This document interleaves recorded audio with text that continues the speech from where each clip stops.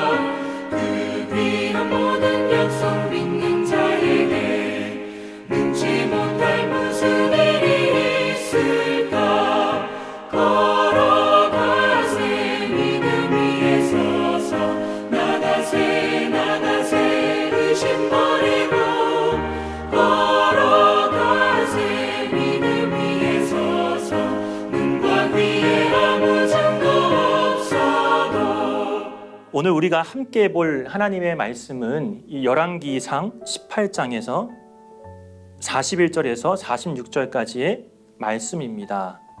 하나님의 말씀을 함께 봉독해 볼 텐데요. 여러분들도 가정에서 함께 저와 같이 읽어보시기를 바랍니다. 함께 읽어보겠습니다.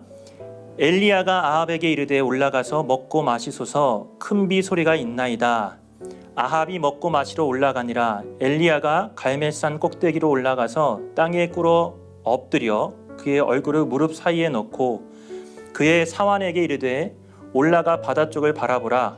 그가 올라가 바라보고 말하되 아무것도 없나이다. 이르되 7번까지 다시 가라. 7번째 이르러서는 그가 말하되 바다에서 사람의 손만한 작은 구름이 일어나나이다. 이르되 올라가 아합에게 말하기를 비에 막히지 아니하도록 마차를 갖추고 내려가소서 하라 하니라. 조금 후에 구름과 바람이 일어나서 하늘이 깜깜해지며 큰 비가 내리는지라.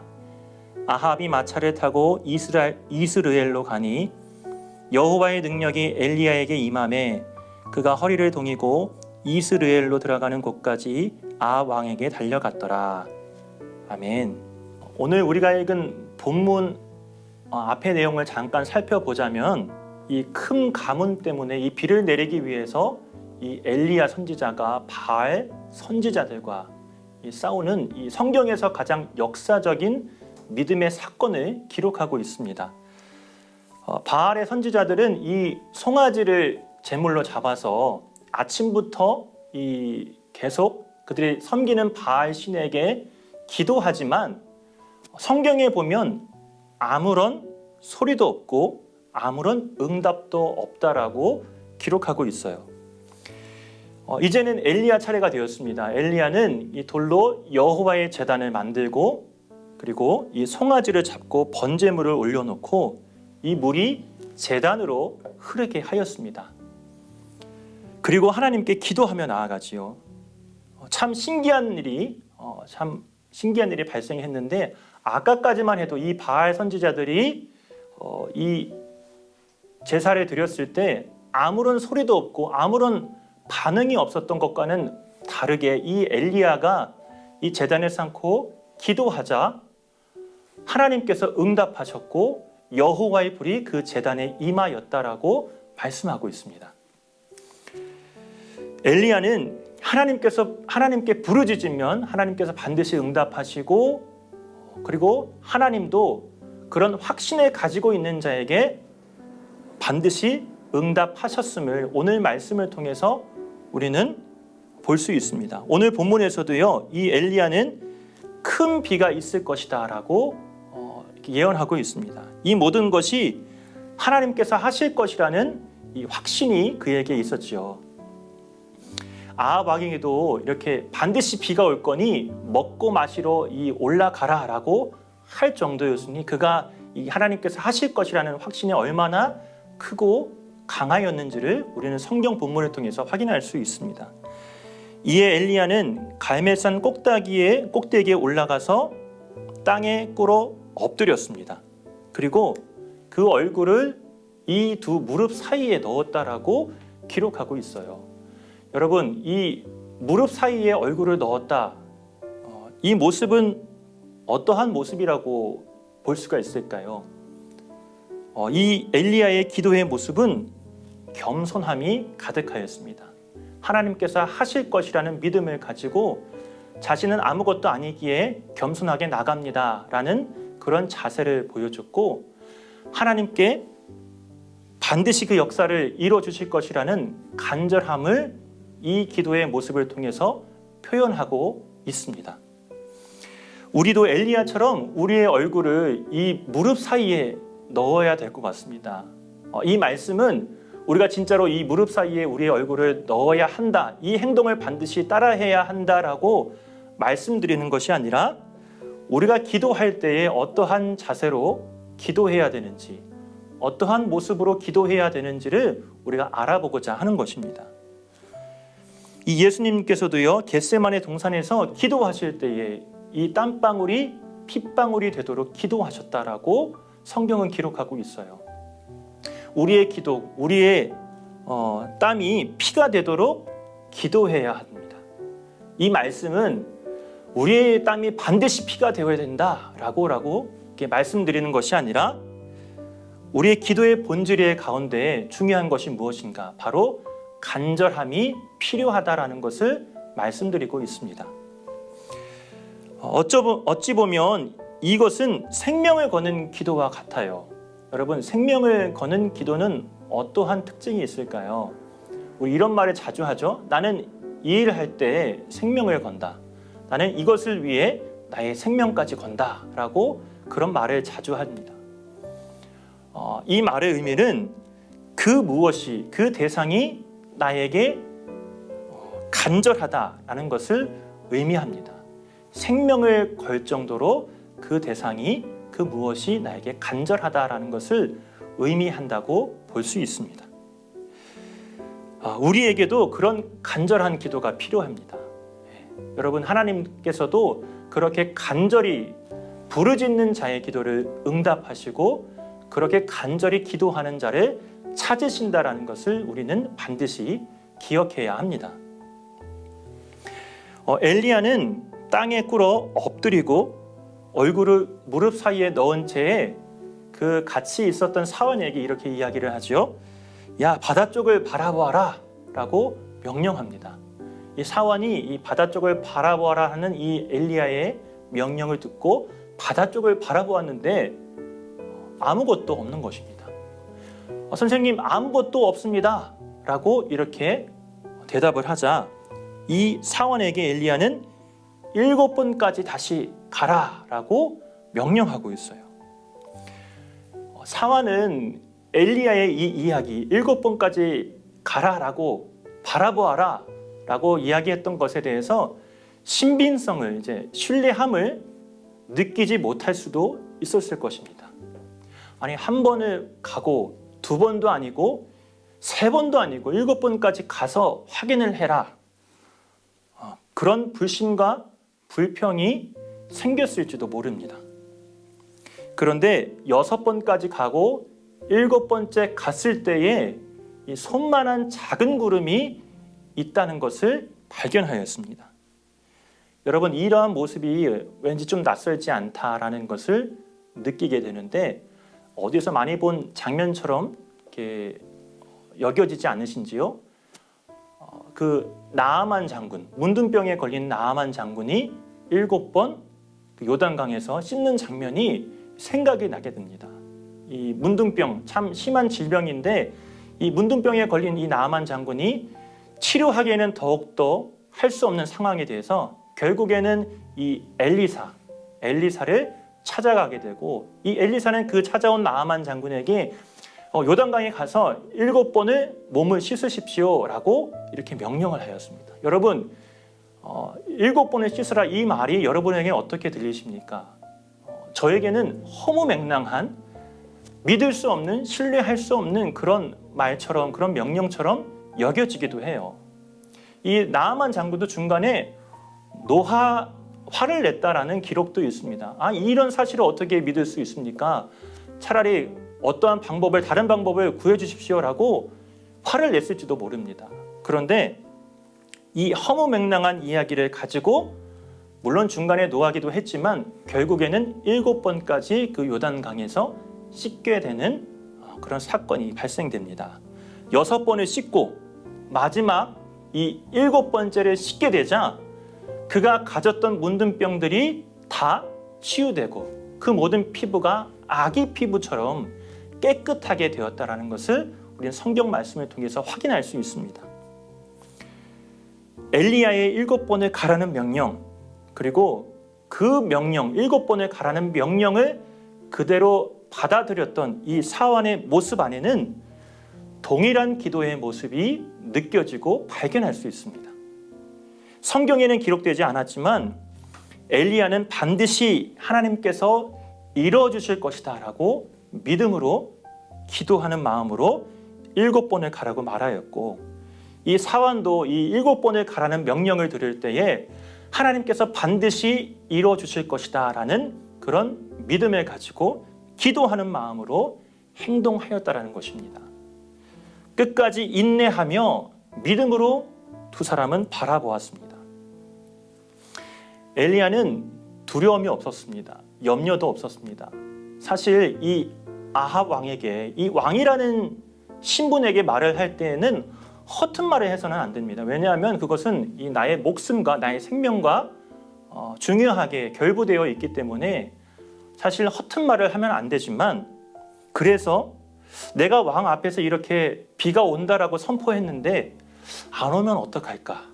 이 비가 진짜로 안 오면 어떡하지? 라는 그런 생각이 추호도 없었던 인물이 바로 이 엘리야였습니다. 엘리야에게 있었던 것은 한 번 기도하고 응답이 없다라고 해서 포기하였던 생각이 아니었습니다. 이 사환도요, 어떠한 불평과 불신앙이 존재하지 않았습니다. 내가 이런 허무맹랑한 이야기를 들었는데 이 이야기 내가 믿고 따라야 될까? 이 참 믿기지도 않은 이야기를 내가 행동해야 될까? 듣고 따라야 될까? 이거 뻔한 싸움 아닌가 하는 그런 생각이 전혀 들지 않았습니다. 비록 첫 번째 바라봤을 때 아무것도 없었지만 포기하지 않고 7번씩이나 바다 쪽을 바라보았습니다. 그것이 7번이 되었든 70번이 되었든 끝까지 기도하는 인내의 기도가 이 사환에게 있었던 것입니다. 우리에게는 이러한 엘리야의 모습, 또 사환의 모습에서 이 끝까지 기도하는, 포기하지 않는 기도가 필요함을 깨닫게 됩니다. 때론 그렇게 생각할 때가 참 많이 있죠. 저도 그렇게 생각하지만 이게 될까? 한두 번 정도 하면 되겠지. 이 정도면 되겠지 하는 그런 생각이 참 많이 있습니다. 그렇게 우리의 기도를 우리의 기준에 맞춰서 생각할 때가 참 많이 있습니다. 여러분, 기도할 때 보면 아마도 여러분의 기도 가운데서도 이런 범주 안에서, 이런 범위 안에서 그렇게 기도를 생각할 때가 기도를 대할 때가, 기도를 행할 때가 참 많이 있다는 것을 깨닫게 될 것입니다. 그래서 이 하나님께서 나의 기도를 단번에 들어주시면 좋으신 하나님이시고, 들어주시지 않는다면 매정한 하나님, 나쁜 하나님이라고 생각하는 경우가 참 많이 있죠. 그러나 오늘의 본문에서 우리는 기도의 본질을 다시 깨닫게 됩니다. 기도는 결국 우리가 결정하는 것이 아니에요. 우리가 기도하지만 그 기도의 결과를 보여주시는 분은, 그 기도를 결정하시는 분은 우리가 아니라 하나님이라는 것입니다. 그렇다고 하더라도 우리가 해야 할 기도의 본질을 잊지 말아야 합니다.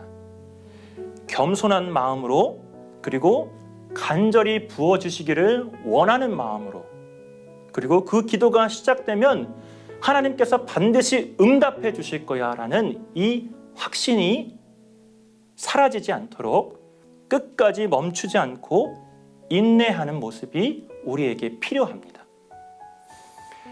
오늘 엘리야와 사환은 이 손만한 작은 구름을 보았다라고 기록하고 있어요. 그리고 이 45절에 보니까요, 조금 후에 구름과 바람이 일어나서 하늘이 캄캄해지며 큰 비가 내리는지라 라고 말씀하고 있습니다. 간절한 마음으로 끝까지 포기하지 않는 자에게 반드시 하나님께서 점점 크게 명확하게 보여주십니다. 비록 그것이 손바닥만한 구름일지라도 점점 그 응답이 커져서 그 뒤에 몰려오는 생각지도 못한 은혜의 비구름을 우리가 맞이하게 될 것이고 보게 될 것입니다. 사랑하는 고척의 성도 여러분, 이러한 기도의 비밀을 경험하는 여러분들이 되었으면 좋겠습니다. 겸손하게 기도하고 간절히 기도하고 기도할 때에 끝까지 포기하지 않고 반드시 응답해 주실 것이라는 믿음을 가지고 기도하는 여러분들이 되시기를 바랍니다. 그럴 때에 이 생각지도 못한 큰 은혜의 비구름이 여러분의 삶 가운데에 반드시 임하게 될 줄을 믿습니다. 오늘 두 가지 질문을 함께 드려보고자 합니다. 첫 번째는요, 이 엘리야가 땅에 꿇어 엎드려 얼굴을 무릎 사이에 넣고 기도한 이유가 무엇일까라는 질문입니다. 우리가 보통 기도 자세를 생각하면 그 의미가 좀 더 특별해질 것 같아요. 이 겸손하게 하나님의 도우심을 구하는 모습이라고도 할 수 있는데 여러분들은 어떻게 생각하시는지 궁금합니다. 두 번째, 엘리야가 7번이나 사환을 바다 쪽에 보낸 이유는 무엇입니까? 라는 질문입니다. 단순한 행위를 의미하지는 않는 것 같죠? 오히려 이 실망하지 않고 인내해야 할 것을 일러주기 위함이라고도 할 수 있는데 여러분들은 이 행동에 대해서, 이 명령에 대해서 어떻게 생각하시는지 한번 나눠주시면 좋겠습니다. 우리 이 시간에 함께 우리 매일 묵상집에 나와 있는 기도문을 함께 고백했으면 좋겠습니다. 여러분들도 가정에서 저와 함께 기도문을 보시면서 함께 기도하시겠습니다. 우리의 기도를 듣고 응답하시는 하나님, 어떤 상황 가운데서도 하나님의 일하심을 기대하길 원합니다. 끝까지 인내하며 믿음을 기도하는 사람이 되게 해주세요. 예수님의 이름으로 기도합니다. 아멘. 이 시간에는 우리가 한 주간 실천해 볼 수 있는 미션을 한번 드리고자 합니다.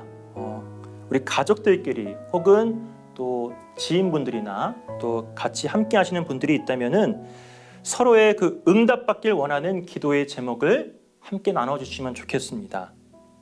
이 기도 제목을 적은 기도 카드도 만들어 보고요. 또 기도 카드를 서로에게 좀 나눠주면서 이렇게 기도해 주기를 원한다라고 요청을 하고 또 서로를 위해서 기도할 수 있는 한 주가 되었으면 좋겠습니다.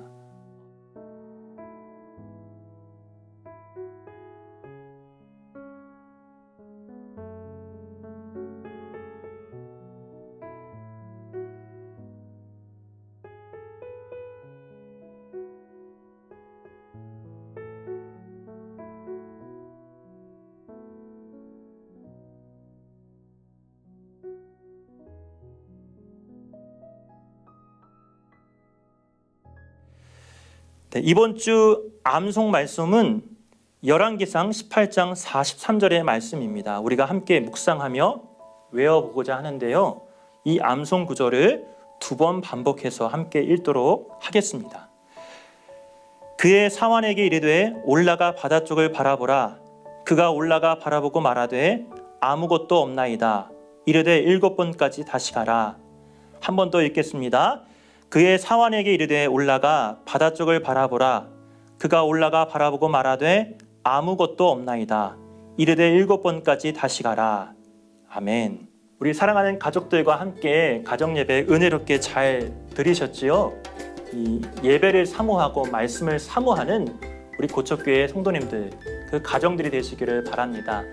오늘 본문의 말씀처럼 이 한 주간 우리 하나님을 향해서 겸손하게 또 간절히 끝까지 기도하는 우리 모든 가정이 되기를 주님의 이름으로 소망합니다. 이 한 주간도 그 하나님으로 인하여서 기뻐하고 힘을 얻는 여러분들이 되시기를 주님의 이름으로 소망합니다.